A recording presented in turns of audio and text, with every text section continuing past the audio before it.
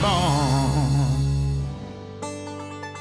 In the 1880s, when people relied on horsepower to plow and pull heavy loads, the strong and durable Percheron became one of the most popular horses in America, and the most famous breeder of those horses was the Whitewater Falls Stock Farm. Built in 1909, this was the largest barn in Kansas, and more than 2,000 people attended its dedication. For 53 years, Whitewater Falls Stock Farm was the largest Percheron breeding farm in America. To get a sense of what this farm was like in operation, we went to the Butler Museum in Towanda, Kansas. There we met Dot Osborne, the widow of Jim Osborne, the great-grandson of the farm's founder, J.W. Robison. And we were figuring that 1856 was probably when he started breeding. Probably so. I would imagine so.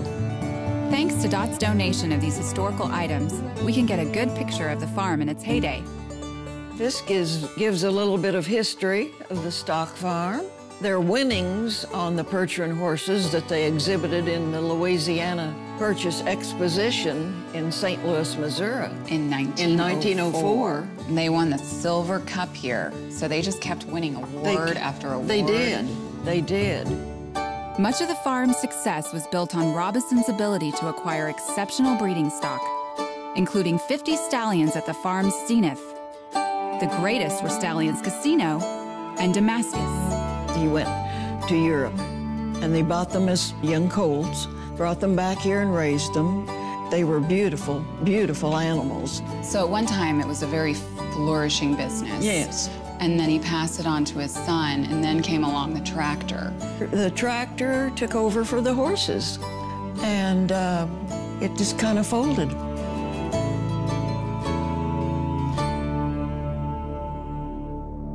With no cash flow to maintain the farm, it gradually fell into disrepair, and it's been in decline ever since. Until now. Hello there. Dot Osborne, Dwayne. Nice to meet you. Dwayne and Amanda Busenitz recently bought the farm in an auction, and they're in the process of restoring the main house and barn. One guy, after the auction where it sold, he said that if he'd have bought the place, he would have just put the match to the barn and burned it down. It has a lot of good memories. That's an exciting turn of events for Dot, who joined us for a tour of the barn and a look at the work that lies ahead for the young couple. Now, this is interesting. It looks like some kind of a ramp. That was the ramp that held the hay that was cut that they were going to store for the winter, and then they took it upstairs.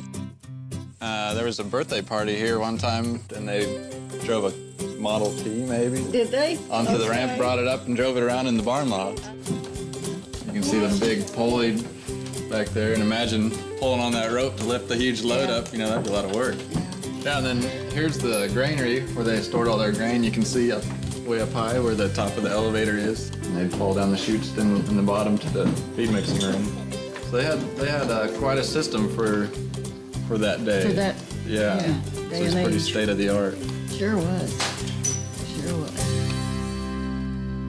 So I have to admit, I know that the roof is not supposed to be like that, like with holes in it and everything, but it adds such an ambiance with all the light. It's just so beautiful. The roof is the big hurdle to overcome. It's a big undertaking to take that on, yeah.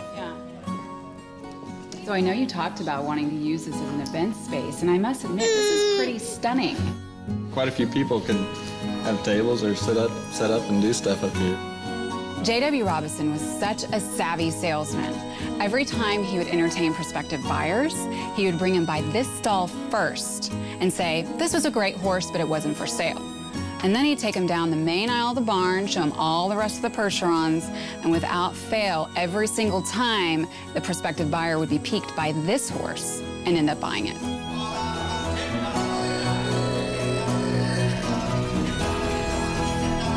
Sale Day was the biggest event of the year for the farm, and probably the entire county. And they always had banners hanging around. The men usually wore cutaway coats and top hats, and the ladies were always dressed very well, too. The train from Wichita, with about 4 cars that carried passengers from Wichita into Towanda, come out to the ranch and go to the sale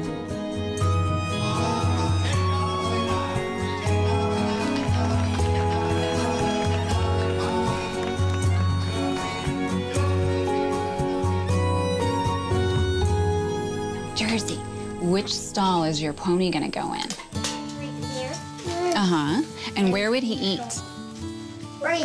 I think they eat right here. Yeah, I think it'll just be fun living in this peaceful environment. You can just focus on family. In addition to a grant the Busenets applied for, it'll take another $50,000 to restore the barn. And they've put up a Facebook page to help raise the additional money. So why do you think it's so important to restore this barn for future generations? Well, I hope that it will help the community with the restoration of the barn, and it will, I'm sure, bring people out. We need your help to restore this barn to its original glory. So please, donate now.